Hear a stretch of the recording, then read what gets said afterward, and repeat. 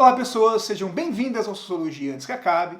Eu sou o professor Thiago Siegel e nesse vídeo eu quero explicar para vocês o Brasil de 2020 com apenas 5 frases. Então fiquem comigo.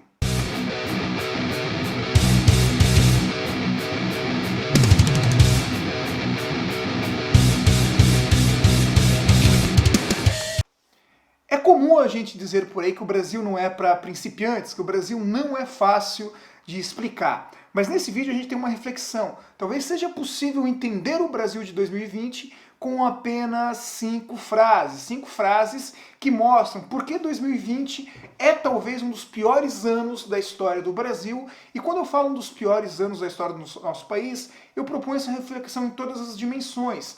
Dimensão social, econômica, política, ética, moral e, é claro, também de saúde pública. E na nossa viagem pelo ano de 2020, vamos começar lá no comecinho do ano com uma frase do ministro Paulo Guedes, o homem forte da nossa economia, ao comentar as mudanças no câmbio e ao comentar também o porquê o dólar havia atingido até aquele momento o maior pico da história. Lembrando que o aumento do dólar não é uma consequência direta do coronavírus, porque ele já estava aumentando muito antes mesmo da pandemia. É só lembrarmos que 2019 foi o ano com a maior fuga de dólares da história. O que Guedes disse? O câmbio mudou. Mudou. Empregada doméstica estava indo para a Disney. Uma festa danada. Ora, vejam, é óbvio que empregada doméstica nunca foi à Disney, exceto quando foi acompanhar os filhos do patrão. É óbvio também que Guedes não estava falando para as empregadas domésticas. Ele preferiu usar as empregadas domésticas como uma metáfora,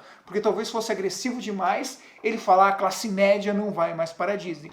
Mas era isso que ele queria dizer. Não podia falar dessa forma, porque afinal de contas, a classe média faz parte do grosso do eleitorado do Bolsonaro. Mas mesmo assim, o fato dele escolher essa metáfora nos mostra que existe em Guedes e no governo do Bolsonaro uma visão muito bem definida sobre qual é o lugar das camadas sociais mais baixas. E obviamente esse lugar não é na Disney.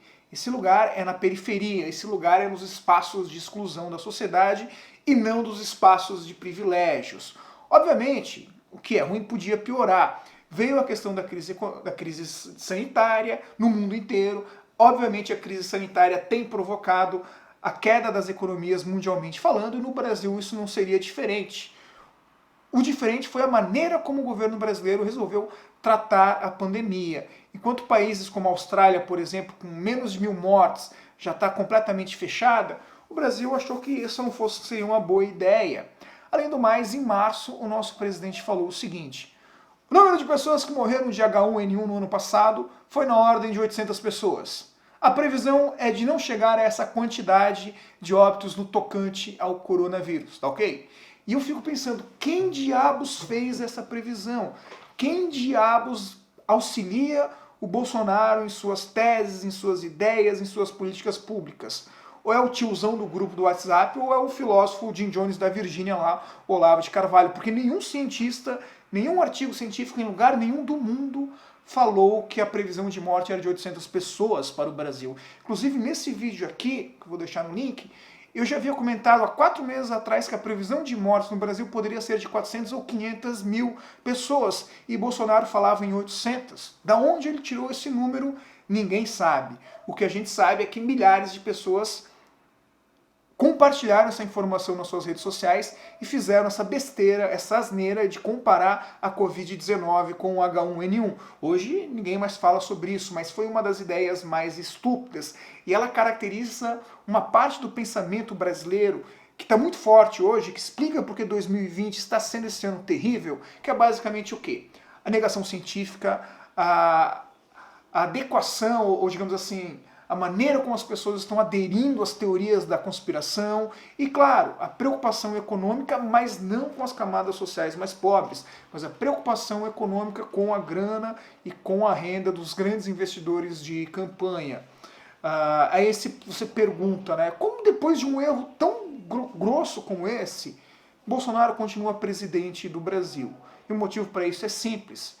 Porque esse sentimento de descaso com a vida dos mais pobres, esse sentimento de negação científica, não é o Bolsonaro, mas é reflexo de uma determinada parte da sociedade brasileira que é muito forte. Bolsonaro não é o criador de um projeto, no final das contas ele é resultado desse projeto e por isso ele reflete muito forte em boa parte da sociedade brasileira. Enfim, continuando a tragédia brasileira de 2020, no mês de maio o empresário Ivan Storel, de 49 anos, foi preso, logo depois foi solto, por estar ameaçando, agredindo verbalmente e ameaçar fisicamente a própria esposa. Quando a polícia chegou na casa dele, ele recebeu a polícia com a seguinte frase: "Não pisa na minha calçada, não pisa na minha rua. Eu vou te chutar na cara, você é um lixo, seu merda." Sabe por quê? Porque você é um bosta. Você é um merda de um PM que ganha R$ 1.000 por mês. Eu ganho 300 mil por mês. Eu quero que você se foda, seu lixo. Você não me conhece. Você pode ser macho na periferia, mas aqui você é um bosta. Aqui é Alphaville, mano. E aí? Sobe aqui. Quero você, se você é macho de subir aqui. Você vai ver o processo que você vai responder na sua vida. Eu lembrei daquela cena da novela do Eu Sou Rica, lembram disso? A vida imita a arte aqui, né? Obviamente, essa frase, por mais tosca que ela seja, ela representa uma visão de mundo de determinada parte da elite econômica brasileira. E mesmo que os outros moradores de Alphaville talvez não admitam isso publicamente, eu tenho certeza que muitos deles pensam da mesma forma. Aliás, eu tenho certeza que boa parte da elite econômica brasileira e da classe média alta pensa dessa forma. Isso justamente explica por que a polícia pode chegar na periferia, descer a porrada, porque milhares de João Pedros podem ser assassinados todos os anos, e não importa se são homens, se são mulheres, se são crianças, e não importa se são vítimas da polícia, vítimas dos traficantes, ou mesmo vítima do coronavírus. O que importa é que lá a vida vale menos. E o Ivan Storel mostrou isso bem nitidamente nessa frase. A vida dele vale mais, ele ganha 300 mil reais por mês. A vida do policial não vale nada, vale R$ 1.000 por mês. E menos do que a vida do policial é a vida das pessoas pobres da periferia. Infelizmente, essa frase do Ivan Storel não é uma frase isolada. Ela foi duplamente reforçada nesse começo do mês de julho. Primeiramente com a frase não sei se foi da Bia Dória, da primeira-dama do estado de São Paulo, mas foi falada numa conversa entre ela e uma outra socialite da sociedade paulista, onde elas comentam a situação das pessoas que vivem em situação de rua e dizem o seguinte: a pessoa quer comida, ela quer roupa, ela quer uma ajuda, ela não quer ter responsabilidade. E isso está muito errado.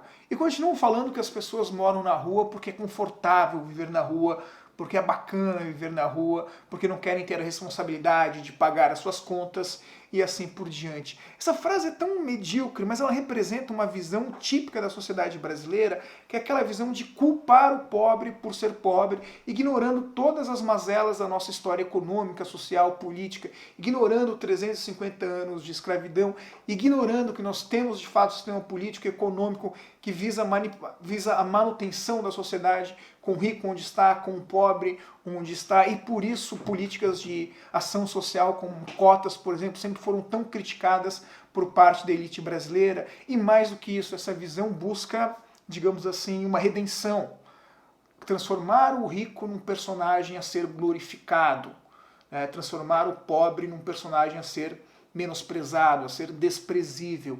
E tenho certeza, por mais que possam vir a se desculpar depois dessa frase, é realmente isso que elas pensam.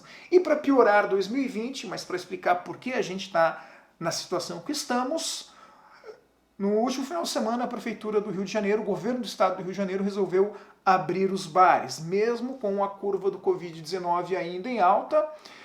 Obviamente os bares lotaram, o que é fácil de entender porque existe uma demanda muito reprimida e as pessoas querem voltar à sua vida normal, querem voltar a frequentar os bares. Eu sei muito bem o que é esse sentimento, mas vejam só, os bares lotaram, a prefeitura reforçou a fiscalização e houve relatos de que muitos fiscais da prefeitura estavam sendo agredidos pelos frequentadores dos bares.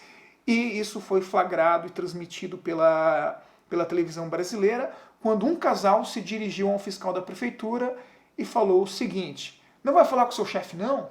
questionou o homem. "A gente paga você, filho. O seu salário sai do meu bolso", afirmou a mulher. "Cadê sua trena? Quero saber como você mediu a distância e o isolamento social sem a trena, ironizou o homem. O fiscal tenta responder, tá, cidadão.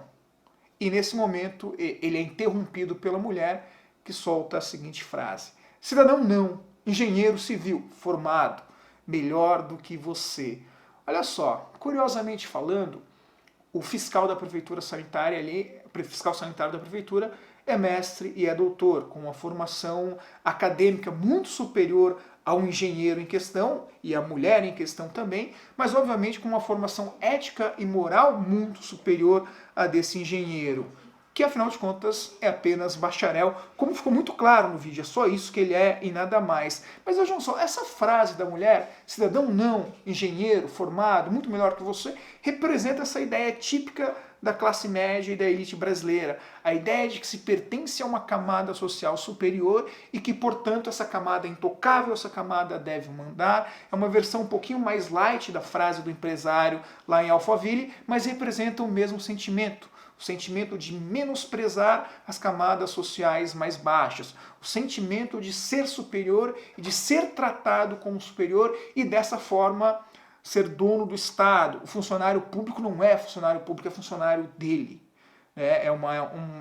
Poderia dizer para vocês que é uma versão mais podre, mais burra daquela famosa frase do coronelismo brasileiro, você sabe com quem está falando? E para finalizar, eu queria dizer para vocês uma coisa que é muito importante. Esse Brasil de 2020 não é um resultado de determinado governo ou de determinado presidente. Não foi o governo Bolsonaro que fez esse Brasil tão medíocre assim, mas muito pelo contrário. Bolsonaro é resultado desse Brasil que menospreza a vida das camadas sociais mais baixas, que menospreza o direito das pessoas serem cidadãos e que gosta de enxergar para si mesmo como sendo superior economicamente, moralmente e eticamente falando em relação às outras pessoas. E é óbvio que o resultado desse Brasil só poderia ser a tragédia, e nós vamos ver essa tragédia com muita intensidade em 2020. Muito bem, espero que você tenha gostado desse vídeo, espero que consiga, de certa forma, ajudar a entender por que o Brasil está do jeito que está, e se você gostou, deixa um comentário, se inscreve no canal. No mais, forte abraço a todos e valeu!